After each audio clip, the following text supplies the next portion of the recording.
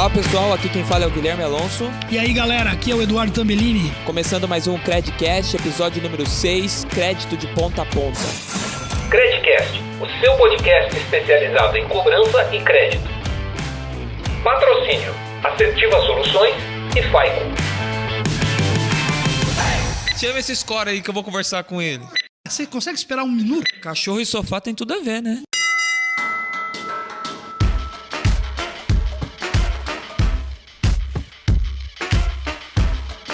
Começando mais um Credcast, hoje o assunto é crédito de ponta a ponta. Teve alguns episódios anteriores que a gente até comentou que crédito é você conceder confiança para o seu cliente, né? Você está dando confiança para ele de alguma forma, isso pode ser representado em uma promessa de pagamento, alguma coisa do tipo, mas de toda forma, crédito envolve decisão, tomada de decisão. E para fazer essa tomada de decisão de uma forma muito mais inteligente, a gente tem que conhecer um processo para a gente ver o passo a passo para a gente ter o processo de decisão tomado de maneira inteligente e coerente com o seu negócio também. Eu acho que hoje a gente tem o privilégio de ter o Eduardo Tambellini aqui, porque ele foi um dos pioneiros aí, né, no Brasil, principalmente quando a gente fala do processo de tomada de decisão. Ele tem uma história muito legal para contar pra gente sobre como ele fez isso, principalmente quando ainda era lá atrás, né? Quando ainda era Go On lá atrás, né? Cara, muito antes, né, disso até. Como vai, pessoal? Tudo bem? Eu ia perguntar aqui pro Guilherme se o Guilherme confia em mim, cara. Sim, cara. Na na na na na na.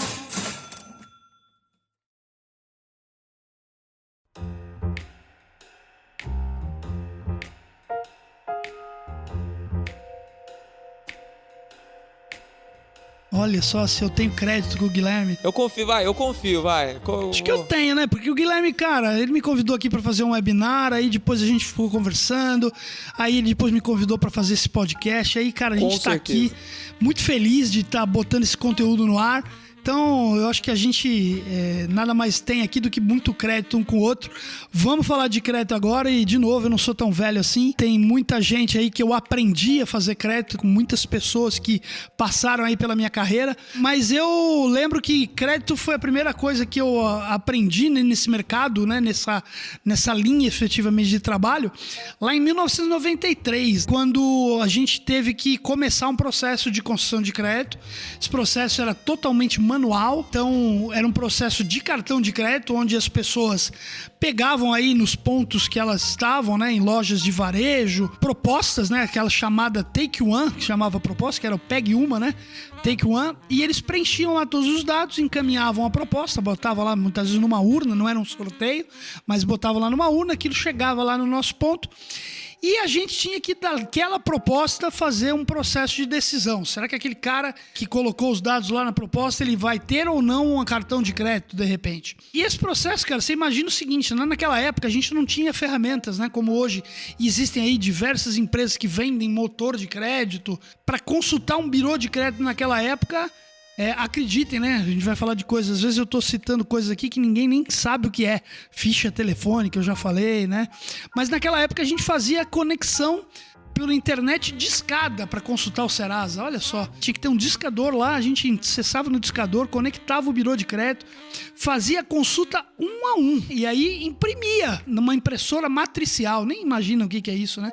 É uma impressora que você tinha que botar aquele papel que tinha nem sei como é que chama isso, a serrilha, né? O negócio... E aí grampeava exatamente aquela consulta. E a gente tinha vários papéis naquele momento, que eram todos os processos manuais. Isso é muito legal pra gente pensar hoje numa política de crédito automatizada, que no fundo, não vai poder fugir de um processo que era lá atrás manual. Ou seja, chegava a proposta, eu fazia um cadastro, eu validava os primeiros dados, né? Entendia o cadastro daquele cliente.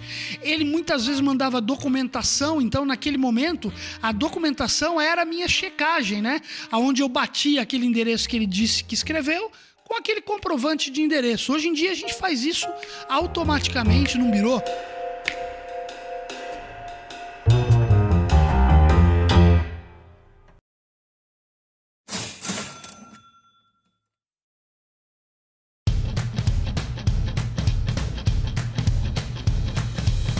Eu lembro que eu fui visitar um varejo, né? E aí eu fui conhecer o processo de concessão de crédito deles, e aí o cara tava lá pedindo referências telefônicas e do endereço daquela pessoa que tava lá na frente dele na loja. E o cara tava exatamente com a tela de consulta, né, do sistema de crédito dele e a tela do birô de crédito. E aí eu falei assim, mas eu não tô conseguindo confirmar esse teu endereço. Aí eu falei pro cara, sobe a tela aqui um pouquinho. Aí tava lá o endereço do cara, eu falei, cara, mas tá confirmando aqui, ó, no sistema, né? Pra que eu vou ter que ligar pro cara, né? Então, assim, hoje em dia a gente tem muito fácil esse cruzamento de informações. Com certeza. Né? Naquele processo eu tinha que bater documento muitas vezes. Aí depois fazia uma consulta no Serasa, eu tinha que fazer confirmações cadastrais. Eu lembro bem, chegava a proposta, botava lá uma folhinha de acompanhamento que ia ter todas as etapas daquele fluxo de crédito. Depois eu ia lá, fazia uma consulta no Serasa. Depois eu fazia uma investigação cadastral para ver se eu conseguia confirmar. Inclusive, naquela época tinha muito assalariado, então eu ligava na empresa. Olha, o Guilherme trabalha aí, realmente, ele tá dizendo aqui para mim que ele é diretor de marketing, tá dizendo que ganha tanto aqui, e se a pessoa confirmasse. Renda, inclusive, era muito legal. E a partir dali, a gente tinha uma política de crédito que indicava, caso confirmado os indicadores lá de renda, do Olerite, eu estabelecia um percentual para aquele cara e aí era a decisão. Ele estava aprovado efetivamente. Esse era todo o fluxo de crédito que no fundo, não mudou muito hoje, mas ele foi acrescido de algo muito importante, né?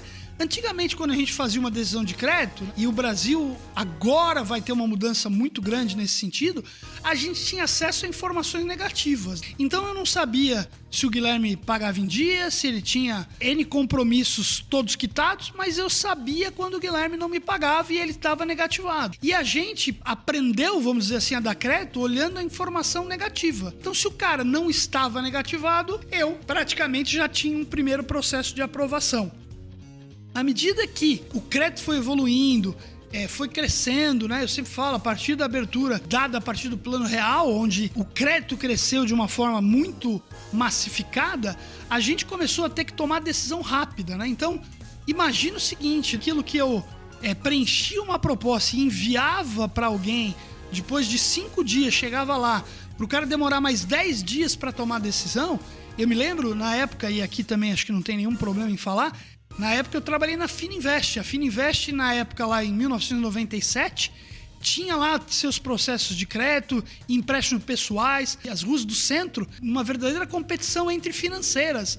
E na época a Fininvest falou, eu preciso fazer esse processo mais rápido. E a gente foi desenvolver o nosso modelo de crédito. Olha que legal você está falando. Então, você está contando que o processo, além de ser assertivo, de você poder confiar nele no processo de decisão, tem a questão da velocidade também para trazer vantagem. Porque, querendo ou não, a gente está falando, por exemplo, se é numa venda, né? Se você tem uma venda complexa no mercado B2B, por exemplo, que você tem que ver se o cliente ele tem condição de pagar e tudo mais. Mas se você demora, talvez você está perdendo competitividade no mercado. Hoje em dia não dá para pensar em demorar para tomar decisão de crédito, né? Tanto na pessoa jurídica quanto na pessoa física.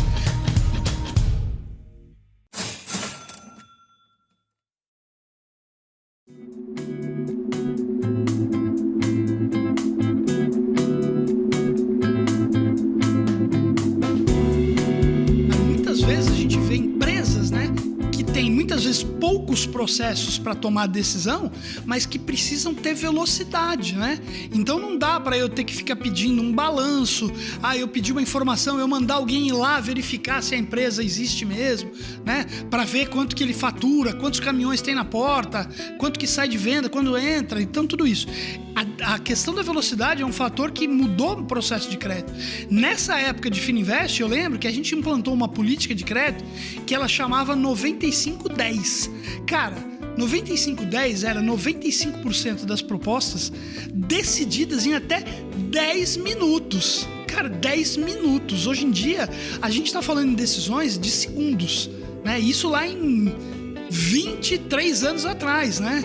Hoje em dia, não dá para eu esperar 10 minutos para ter a decisão, né? Você consegue esperar para quando você dá um clique num site, para ele carregar? Você consegue esperar um minuto? Eu já começo a achar que tem problema já no site. O meu filho já grita lá do quarto que ele tá jogando videogame, pai, caiu a internet! Então, cara, né? Olha o nível de exigência que a gente passou a ter, né? Eu não posso esperar um minuto. E olha que engraçado você tá citando, né? Você tá citando a nova geração presenciando isso. Tipo, o seu filho tem quantos anos? 13 anos. 13 anos, ou seja, ele já tem noção de que ele pode pegar o cartão de crédito, colocar para fazer a aprovação de um pagamento e se der alguma coisa errada, tipo, imagina como que é fazer para essa nova geração. Exatamente. Não, e assim, ele Aliás, um beijão, hein, Gabriel? Você tá me escutando também, né? Tenho certeza. Se você não tá, eu sei que seus amigos estão, porque todos seus amigos se inscreveram lá no meu canal do YouTube e fazem propaganda. Mas beleza, Gabriel, esse é um processo hoje tão rápido, né? Que, por exemplo, eu lembro que a gente estava falando de criança e de videogame, né? Antigamente você comprava cartucho ou comprava um CD, né? Hoje em dia o pagamento é todo eletrônico através da internet, né? Então meu filho vira e fala: pai, tem um jogo aqui, putz, queria comprar. Cara, o meu cartão de crédito já tá cadastrado lá no videogame e ele faz, né? Com o meu ok, graças a Deus, até hoje ele não me deu nenhuma que fosse diferente dessa, mas com o meu ok, ele vai lá e pum, ok, pronto, processou o jogo, tá baixando, acabou, né? Antigamente a gente esperava dias para chegar um cartão de crédito. Hoje em dia você vai numa empresa, num varejo, muitas vezes se ele tiver um cartão de crédito, você já pode fazer a primeira compra, né, com esse cartão de crédito. Então, a questão da velocidade foi muito importante. E o que atrelou e deu capacidade para a gente tomar decisões com velocidade? Né? O processo de score, né, de crédito. Esse acho que foi um divisor de águas. O score é um assunto super complexo, assim, no nível Brasil, né, para algumas pessoas, né? Sem dúvida, né? E aí, quando a gente fala de score, né, não dá pra gente falar de score sem falar de um dos nossos patrocinadores, que é a FICO, né? A FICO, né, ela é uma empresa chamada Fair Isaac Company, né? E isso dá essa sigla FICO, né? E Fair Isaac é o nome, na verdade, dos dois fundadores, né? Então, Bill Fair e Earl Isaac, que eram um matemático e um engenheiro, que, na verdade, lá em 1956, desenvolveram o primeiro modelo matemático para ter uma decisão de crédito, né? Então, antigamente, modelos de score, né? Se eu te perguntar, para que era usado o modelo de score? O modelo de score chegou a ser usado para discriminar o soldado com o melhor potencial, uma pessoa com o melhor potencial para ir para a guerra, para você ter ideia. Né? É utilizado. E o score, ele era usado muito no meio acadêmico. E o Bill e o Fair foram os primeiros a transformar essa visão de score numa visão para tomada de decisão de crédito, né? Ou seja, qual a propensão que este cidadão ou este perfil, né, tem, né, de me dar uma inadimplente, de se tornar inadimplente depois de um determinado período. E o score de crédito, no fundo, o que ele tenta responder, né? O credit score, aquele que você fala, tá bom, eu vou lá para ser aprovado, o cara vai falar, o seu score de crédito deu muito baixo, né? Você foi negado pelo score. Na Fininvest, quando a gente implantou o score de crédito, o nego ia bater na loja lá e ia falar, eu quero falar com o score, porque ele que me negou.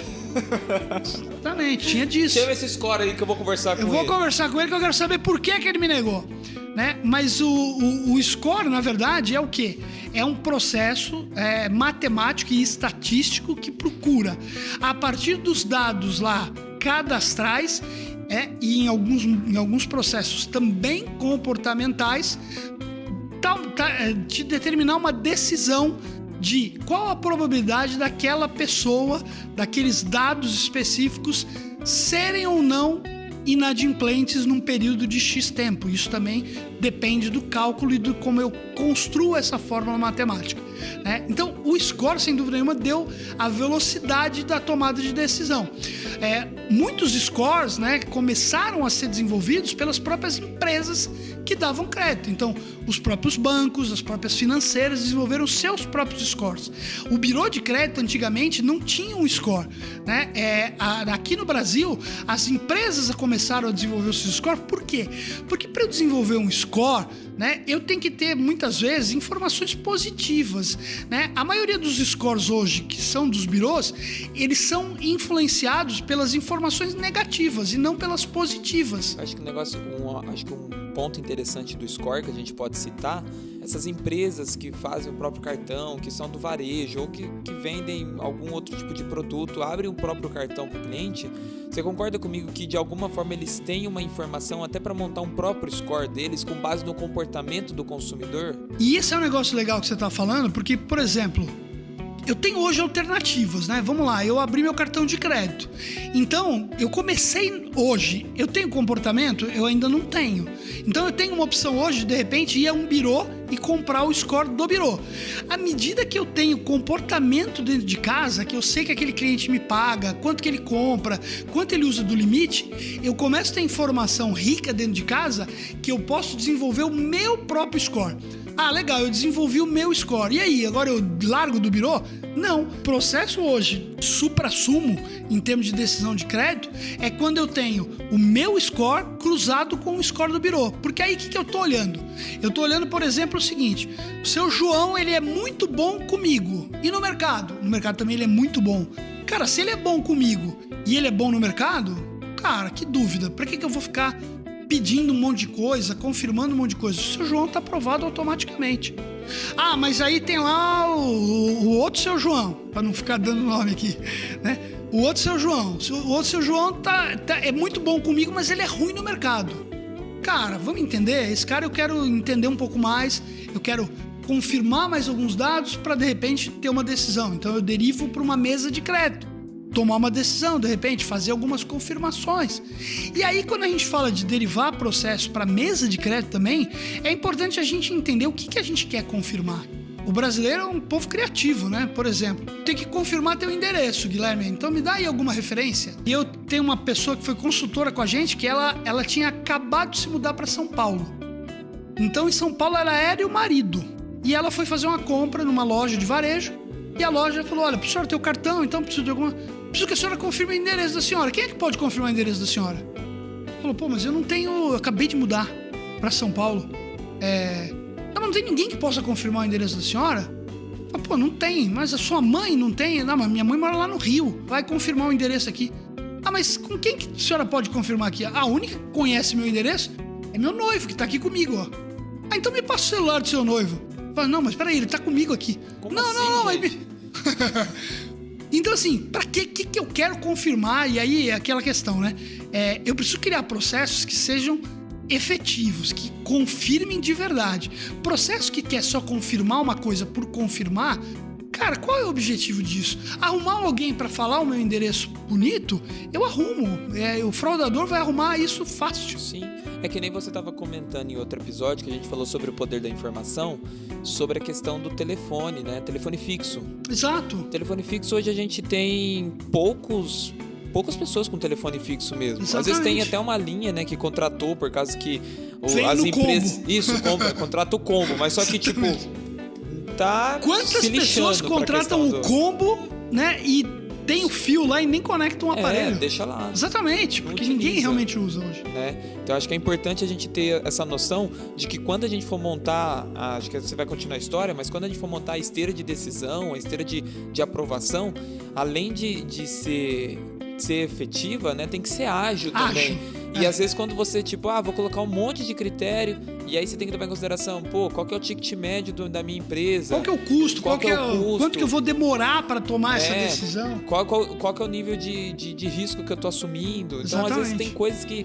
É que nem consulta de crédito, né, nos birôs em geral. Cada consulta tem um valor. Só que tem consultas que são muito mais baratas porque você pede muito menos coisa. Exatamente. E às vezes o seu negócio, ele não exige que você tenha uma complexidade tão alta. Agora, por exemplo, eu sou uma factoring, né? Eu tomo duplicatas gigantescas aí no processo de negociação, tudo. Aí faz sentido você ter uma consulta de crédito muito mais robusta, né? Exatamente. E hoje em dia tem informação voltada para tudo, né? Você tem motores de crédito que tem aí mais de 50 gateways de informação. O cara consulta Detran, do Piauí, de Brasília, Instituto não sei o que lá. Cara, eu preciso dessa informação. De repente eu dou crédito para veículos, é importante eu ter conhecimento do veículo, do carro. Cara, mas dependendo da minha situação, eu não preciso desse nível de informação. E aí eu queria continuar falando um pouquinho do score, né? E falando, né? A gente vai viver um momento no Brasil onde o score positivo vai ter um peso muito maior sobre o negativo. E aí mais pessoas vão ter acesso ao crédito, porque pessoas hoje que não têm restrições de crédito ficam muitas vezes no limbo, né? Quer dizer, esse cara não é ruim, mas também eu não sei se ele é bom. Então eu fico basicamente sem informação. Eu sei que ele não tem uma informação negativa, mas o quanto ele é bom, eu também não sei. Aí é importante dizer, nos Estados Unidos, que isso já vem de longa data, onde a própria FICO tem um produto lá chamado FICO Score. O FICO Score, o que ele é? Ele é o score de crédito do cidadão americano. É difícil você ir para os Estados Unidos e se alguém pergunta onde você trabalha. Eu trabalho na FICO. É difícil alguém falar, onde? Eu não conheço a FICO. Todo mundo conhece a FICO. Porque todo mundo que tem uma conta bancária tem hoje um FICO Score. E o FICO Score, ele nasceu lá em 1989 nos Estados Unidos. E ele hoje é a pontuação que determina se aquele cara tem ou não crédito. E o que eu faço com o FICO Score? E o que eu vou poder fazer com o meu score no Brasil? Logo, logo, se Deus quiser, essa é a tendência. Eu vou poder brigar para ter taxas de juros mais baratas. Nos Estados Unidos, existe inclusive dentro do FICO Score uma dinâmica, né? Uma calculadora lá que mostra o que o cara pode fazer em termos de comportamento para aumentar a nota de crédito dele. É quase que um game, né? Olha, é o seguinte, você tem que pagar em dia, você tem que gastar mais no seu cartão mais antigo, exemplo. Olha como isso facilita o poder de negociação, exatamente. Né? Porque uma das coisas que a gente tem que todo mundo cita, né, nível Brasil, é taxa de juros altas, né? A gente tem a maior taxa de juros do mundo, né? Se a gente for parar pra pensar. A gente já tá... E a gente tá vendo um movimento muito grande, né? Selic em queda, mas a gente ainda não viu a influência disso nos produtos de crédito. Exatamente. Porque ainda, né? Ainda acontece dos maus clientes pagarem pelos bons, né? E o negócio é, se eu sou bom, eu mereço ter uma taxa de juros mais acessível, né? Então, nos Estados Unidos, o cara, muitas vezes, ele, para ter um crédito, ele tem lá toda a matemática dele, que ele vai fazer o score dele subir, ter um comportamento positivo, para aí, inclusive, conseguir ter um crédito imobiliário, por exemplo, que é um crédito longo, com uma taxa que muitas vezes pode ser com uma diferença de 1, 2, 3 pontos percentuais. Aqui no Brasil, sem dúvida, né? Mas lá nos Estados Unidos não tanto. Mas aqui no Brasil, quando você hoje... A diferença entre um cliente ter uma taxa melhor ou não, basicamente hoje está ligado a um cliente. Você ter conta num banco, ter uma série de aplicações. Mas, cara, eu posso não ter uma conta no banco, eu posso ter... um belíssimo comportamento positivo no varejo, no mercado de telecomunicações, nas minhas contas normais. Cara, mas eu não tenho grandes investimentos em bancos, então por isso eu não posso ter uma taxa de juros menor? Posso, se meu score for muito positivo. Sim. Então é importante a dinâmica, e a gente vem aprendendo muito com esse exemplo americano também. A FICO já está, inclusive, conversando com alguns birôs de crédito, né, no sentido de por que o FICO Score ele não nasceu antes no Brasil, né? E nos Estados Unidos, nos Estados Unidos a gente tem 3 birôs: Experian, Equifax e TransUnion. Nos 3 birôs, o produto de score é o FICO Score. Por que no Brasil isso não nasceu antes? Porque o FICO Score ele era um score desenvolvido a partir de informações comportamentais, né? Não apenas informações negativas. E no Brasil a gente não tinha isso. E no Brasil a gente não tinha isso. Então a gente deve também ter uma evolução muito grande, né? A gente já tem aí, sem dúvida nenhuma, birôs, né, com os seus próprios scores. Vai gerar uma certa competição no mercado. A tendência é que, com cada vez mais dados compartilhados, as informações estejam mais próximas possíveis, né, nos birôs. Sim. Mas a gente sabe que ainda vai ter aí alguma coisa em termos de pontuações muitas vezes diferentes entre um birô e outro, por uma coisa ou outra. E eu acho que vale a pena citar que o cadastro positivo, né, que tá todo mundo falando sobre isso, do ponto de vista do consumidor, muitas vezes tem pessoas que falam mal, né? A gente vê alguns vídeos na internet de pessoas falando absurdo sobre o cadastro positivo, que muitas vezes até parece informação desencontrada, né? Não é uma informação muito fidedigna, né?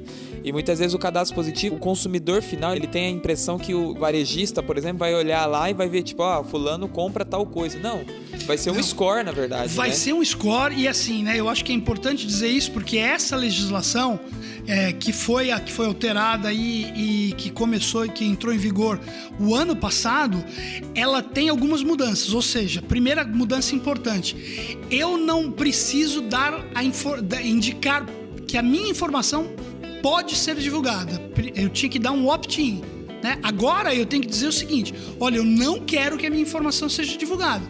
E quando eu falo que eu não quero que a minha informação seja divulgada, eu estou depondo contra mim, porque eu estou, na verdade, evitando que as minhas informações positivas estejam disponíveis no mercado. E aí a pessoa que sair, por exemplo, um dia vai querer fazer um financiamento imobiliário, alguma coisa do tipo, vai ter problemas com isso. Exatamente. Quem não tem informação positiva nos Estados Unidos não tem acesso ao crédito. Então, essa é uma primeira questão. A segunda questão é, além dele não ter que dar o opt-in, não é qualquer informação dele que vai estar pública, né?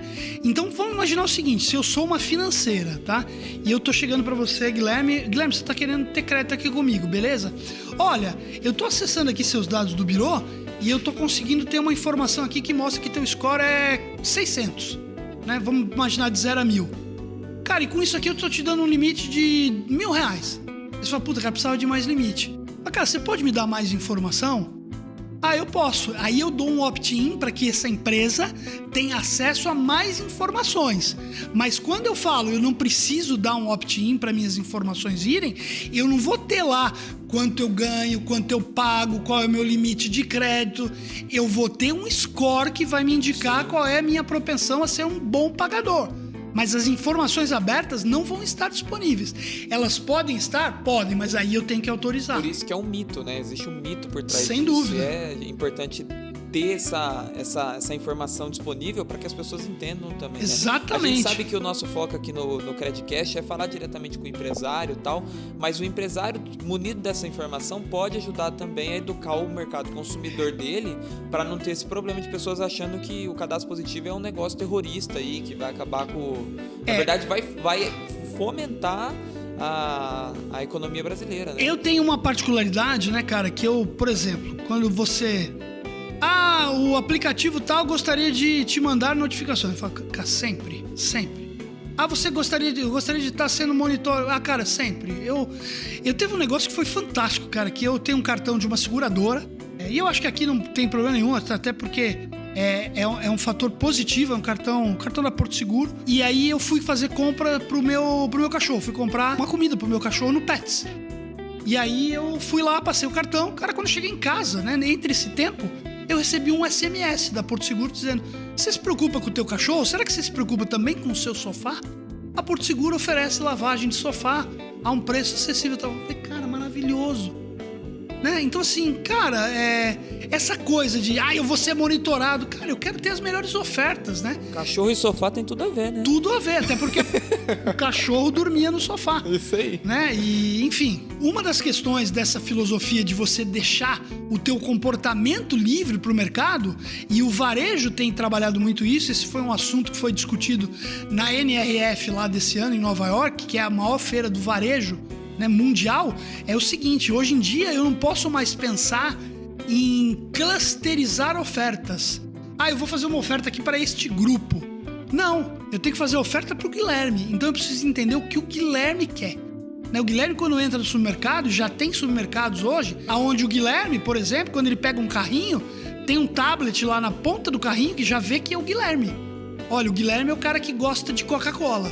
Então, se o Guilherme gosta de Coca-Cola e ele entrou no supermercado, cara, eu vou ver se eu consigo dar uma promoção para ele de Coca-Cola para ele comprar mais, para ele ter benefícios e ele consumir aquilo que é o que ele gosta de consumir. Então, ofertas personalizadas, né? Isso está cada vez mais perto da gente.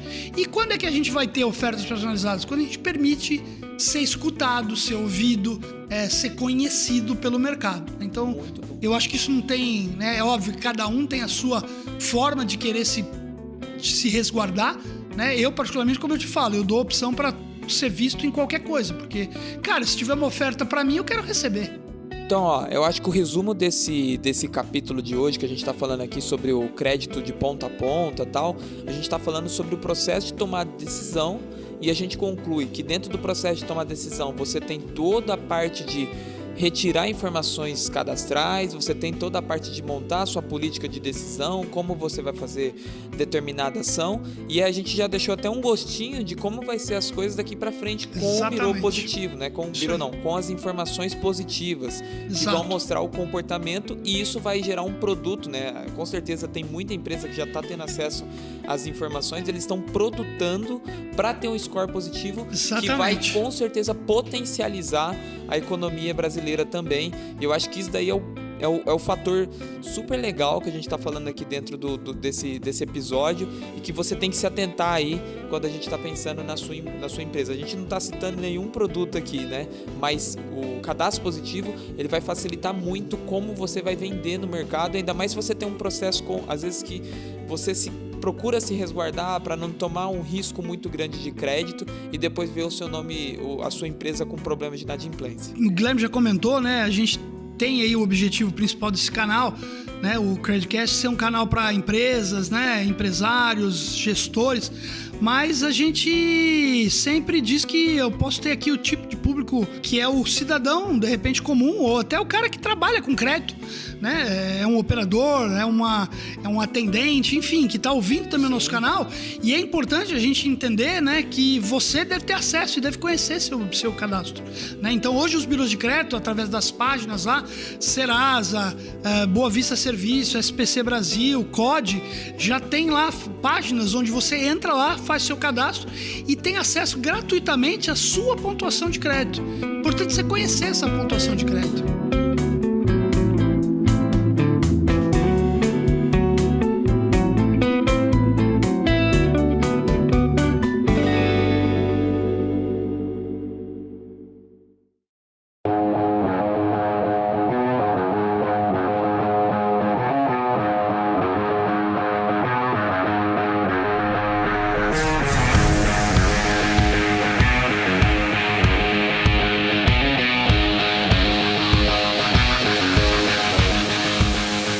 Terminando mais um Credcast, podcast especializado em crédito e cobrança para ajudar o seu negócio. A nossa missão aqui, né, Tambellini, é poder ajudar a sua empresa com o processo de cobrança, crédito, para você realmente vender melhor, também cobrar melhor, evitar inadimplência e assim por diante. E principalmente, né, tá com você naquele momento onde você se sentiu sozinho, tá no trânsito, quer ouvir um conteúdo legal, né? É a hora de você conectar a gente, fazer o seu download e ouvir o Credcast. Se você tá no metrô, se você tá no carro, liga aí o Credcast, né? Já vai aprendendo, chega na empresa afiado, chega lá no seu processo afiado para você fazer a diferença. Pessoal, a gente tem que agradecer aqui os nossos patrocinadores. Exatamente, a gente queria agradecer a Assertiva Soluções e a Faico, que são os nossos 2 patrocinadores que fazem com que a gente possa estar aqui fazendo esse trabalho, divulgando esse conteúdo. Muito bom, muito bom, muito bom. Pessoal, compartilhem com seus amigos, caso esse conteúdo realmente fez sentido pra você, né? Se não fez também, né? Não, compartilha mesmo assim. Compartilha mesmo assim, vai. Ajuda a gente a crescer o canal aqui também. E não esquece de colocar hashtag Credcast nas suas redes sociais para lembrar do conteúdo que a gente está fazendo. E essa hashtag ajuda a gente também a monitorar as redes sociais, se a gente está tendo menção ou não. E é isso daí, Tambellini. Grande muito abraço bom. aí. Tchau, um abraço tchau. Aí, até a próxima, gente. Credcast, o seu podcast especializado em cobrança e crédito. Patrocínio, Assertiva Soluções e Faico. Muito bom mesmo. Você vê que agora o Gui colocou muito bom mesmo, né? É, pra não ficar só aquele muito bom. Né? Muito legal.